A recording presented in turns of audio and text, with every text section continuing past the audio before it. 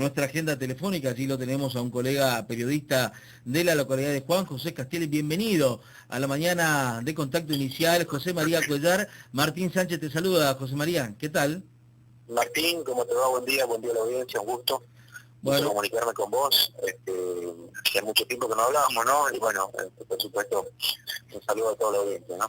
Así es, José María, bueno, un gusto también de tenerte otra vez aquí en un proyecto radial nuevo que acompaña también la programación de Radio Atlantis. El año pasado habíamos conversado, creo que era para las elecciones, pero bueno, ahora tenemos un escenario distinto, ¿no, querido? Sí, tal cual, tiene que ver con este caso, primer caso confirmado de COVID-19 aquí en Castelli, y te digo que es el primer caso de todo lo que es impenetrable, porque, bueno, había un antecedente de una paciente de Nueva Pompeya, pero es una chica que ya fue totalmente dada de alta y que había estado en resistencia, y ahí lo detectaron y que, bueno, logró salir adelante, ¿no? Ahora, este caso que se confirmó aquí en Castelli, se trata de una paciente que es oriunda de la zona rural de Tres Isletas, una mujer que fue hospitalizada en primera instancia en Tres Isletas, en el hospital Jorge Vázquez de esa localidad, por alguna complicación con su embarazo. Bueno, por esa misma razón, desde Tres Isletas la envían al hospital cabecera de aquí de Castelli, que es el hospital del Bicentenario, sí, para una atención más compleja, ¿no? Sí. Aquí en Castelli estuvo 48 horas y finalmente, por esa misma razón, la derivan a la ciudad de Resistencia. Hasta ahí nadie sabía nada, digamos, nadie sabía que se trataba de una paciente portadora de COVID-19 asintomática. Cuando llega a Resistencia, le hacen por una cuestión de protocolo, el hisopado, los correspondientes estudios, y ahí se detecta que finalmente es un caso positivo de COVID. Y que, fíjate vos, casi sin querer sale este caso, ¿no? Porque la mujer fue derivada por complicaciones con su embarazo desde aquí de Castelli, ¿no? Exacto. Así que nosotros nos enteramos anoche, el comité de emergencia de aquí de Castelli nos alertó alrededor de las 10 de la noche sobre este primer caso positivo, y te imaginás que fue toda una conmoción aquí en Castelli. Paralelamente, la Comisión de Emergencia contra el COVID de Tres Isletas alertó sobre un caso positivo también, y en definitiva a las pocas horas nos enteramos, al poco tiempo nos enteramos de que se trataba del mismo caso. Así que esto que contó, que también informó el hospital de Tres Isletas, tiene que ver con la misma paciente que primeramente había estado ahí, después estuvo en Castelli y bueno, después fue trasladada a Resistencia, donde está actualmente, por supuesto, bajo estrictos controles sanitarios, ¿no? José María, bueno, sí, te consulto para saber un poco cómo se trabaja con los protocolos allí en Juan José Castelli, bueno, teniendo en cuenta que nos contás que esta paciente primero estuvo en Tres Isletas, luego en Castelli, luego fue trasladada aquí a Resistencia, anteriormente estuvo también aquí en Resistencia. Ese pase mano que lamentablemente sufre esta paciente, bueno, ¿cómo es el vínculo de ella y qué conocimiento tienen ustedes a través de, bueno, su vínculo más cercano? No, eso es lo que generó un desconcierto en realidad en todas las autoridades, inclusive sanitarias, ¿no? Hasta que, bueno, de a poco van surgiendo datos respecto de dónde estuvo, con quién tomó contacto previamente, ¿no? Por eso en un principio la gran duda era saber cómo contrajo la enfermedad. Y después, por supuesto, saber con quiénes estuvo, qué contacto tuvo, tanto en su ámbito, en su lugar de residencia, como, digamos, en el hospital de Tres Isletas y en el hospital de Castelli. Lo que hicieron las autoridades aquí en Castelli, estrictos controles. Mirá, justamente recién hace pocos minutos el intendente Pío Sander emite la resolución 512, donde prohíbe, te digo textualmente, prohíbe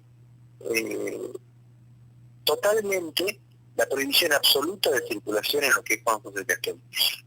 Y esto implica prohibición de todo tipo de actividad comercial, la prohibición de actividades administrativas, no hay banco, no hay ninguna institución pública ni privada funcionando, no hay actividad comercial. Castelli había liberado casi el 95% de la actividad comercial hasta ayer. Y fíjate vos, después de este primer caso se vuelve todo a fase 1. Es más, te diría ni en la fase 1 hubo tanta restricción como ahora, por ejemplo, ¿no? Porque están cerrados los ingresos a Castelli, está prohibida la circulación, solamente se exceptúan los comercios que venden alimentos, las farmacias y las estaciones de servicio, pero te digo, mira, hace instantes yo estuve dando algunos recorridos por la ciudad, por la zona céntrica, no hay nadie directamente, está totalmente paralizada la ciudad a partir de la medida que toma la municipalidad, pero básicamente a partir de este pánico social que hay, ¿no es cierto?, con la noticia que se confirmó anoche. José María, la pregunta también, aprovechando que vos tenés mucha información con respecto a lo que es la vinculación de la sociedad, la cadena alimenticia, ¿también se corta? ¿Todos los proveedores esenciales de la cadena alimenticia van a estar interrumpidos, por lo menos en estas últimas, o en las primeras de estas 48 horas? Mira, la normativa incluye por los días viernes y sábado restricción total. Yo entiendo que si ponele que viene, está dejando un proveedor de frutas y que tiene que entrar, seguramente va a ingresar bajo estrictos controles de sanidad, porque, a ver, en el puesto de control de la ruta 95, que es el principal acceso a Castelli, hay justamente un puesto de salud pública, donde por supuesto desinfectan a los vehículos, hacen todos los controles de medición de temperatura. Yo supongo que va a haber ese tipo de excepciones, ¿no? Para los proveedores que traen alimentos, pero de ahí en más, por lo menos hasta el lunes, bueno, el lunes viene el domingo que es domingo, el lunes que es feriado, hasta el martes básicamente no va a haber ningún movimiento comercial. Sí, entiendo. En cuanto a ser Castelli la ciudad cabecera también del departamento Güemes, la pregunta sería si todo el departamento está preparado, digamos, si, bueno, en este caso, en estas primeras horas o primeros días, denota justamente un caso autóctono, precisamente en esa localidad, teniendo en cuenta que el hospital bicentenario que nos contaba recién, creo que dispone de 50 camas aproximadamente, ¿no? Sí, hay 57 camas que están preparadas para aislamiento social, para aislamiento de pacientes. Hay 3 respiradores, mira que, a ver, uno está preparado, pero en caso de extrema emergencia, hay que ver cómo responde, ¿no? Hay 45 camas con oxígeno, bueno, medianamente están acondicionadas. Lo que es la parte de la estructura de edilicia, sí, bueno, por supuesto, sabemos que es un hospital muy complejo, es un complejo muy grande, pero de ahí más hay que ver cómo respondería en caso de tener internados aquí con COVID, ¿no es cierto?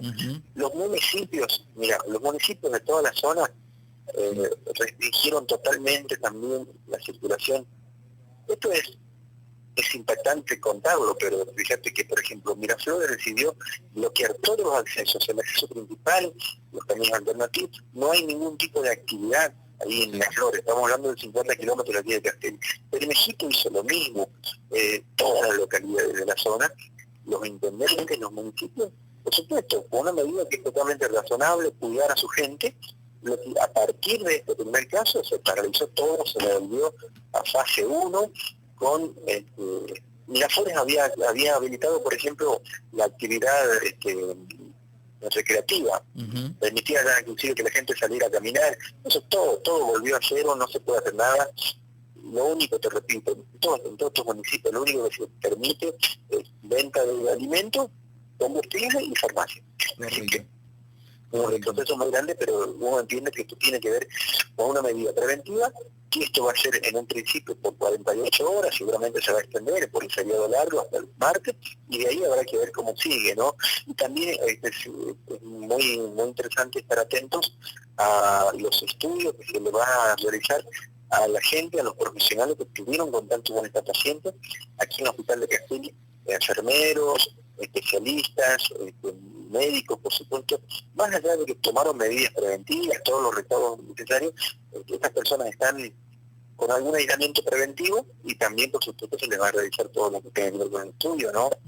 Esto es también muy preocupante saber, muy interesante estar atentos para ver con quiénes que tuvo contacto con esta persona, ¿no?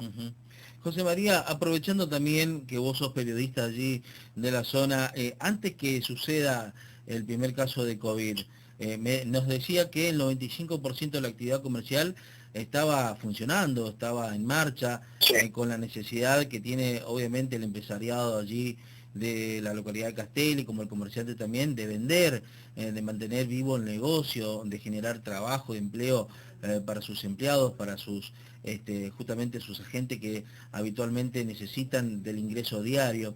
Y te pregunto, ¿cómo era antes de la modalidad allí en Juan José Castelli? ¿Se notaba que la población salía, por ejemplo, con el mínimo resguardo de, qué sé yo, el tapaboca o alcohol en gel en cada negocio? Sí, esa medida tomaban, todo andaba, aparte los comerciantes estaban totalmente intimados, por alguna manera de decirlo, por el municipio, a que eran los responsables de adoptar las medidas de higiene, de sanidad, ¿no sé? Entonces, los mismos comerciantes, si vos no ibas con tapaboca, con barbijo, directamente no te atendían ni no te recibían. Y todos habían delimitado, por ejemplo, los espacios, las distancias, 1,5 metros, estaba más o menos organizado. Ahora, lo que sí era un caos era todo lo que es movimiento céntrico, ¿no? Eran días normales lo que se vivía. Los bancos, el movimiento era casi normalmente se vivía, ¿no? Por eso te digo, más allá de las medidas que cada persona fue tomando en términos personales, las medidas administrativas, las medidas comerciales, uno veía que era un caos todo lo que tiene que ver con el movimiento social. Esto que tanto, por ejemplo, el gobernador hace hincapié en evitar la movilidad social, no, acá el 80% de la población salía normalmente, eso no hay duda, ¿no? Ahora, bueno, por esto, por supuesto, mientras no nos asustamos feo, mientras no vemos que esto está y que puede llegar, evidentemente uno no termina de tomar conciencia, ¿no? Hoy no ves a nadie en la calle. Correcto. José María, te agradezco por este contacto. Sabemos que estás trabajando para Diario Norte, sos el corresponsal justamente de esa zona. Y por último, preguntarte también, y aprovechando tu, digamos, presidencia dentro de la Asociación de Periodistas Independientes del Impenetrable. Te pregunto, este 7 de junio va a ser un 7 de junio muy particular para todos ustedes allí en esa zona, porque me imagino no van a poder, si la cuarentena se extiende hasta el 8, hasta el 9, como se viene hablando, justamente cae para nuestra fecha de celebración del Día del Periodista, celebrarlo justamente en casa, ¿no? Sí, va a ser para todos los periodistas en general, va a ser un año atípico, ¿no? Y una fecha también atípica.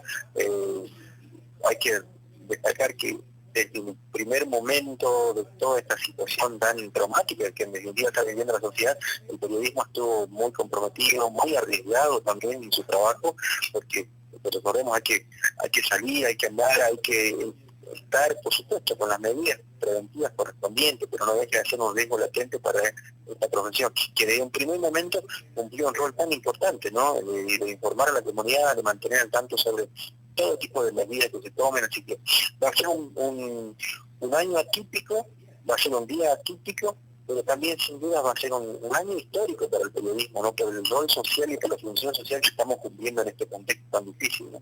Correcto.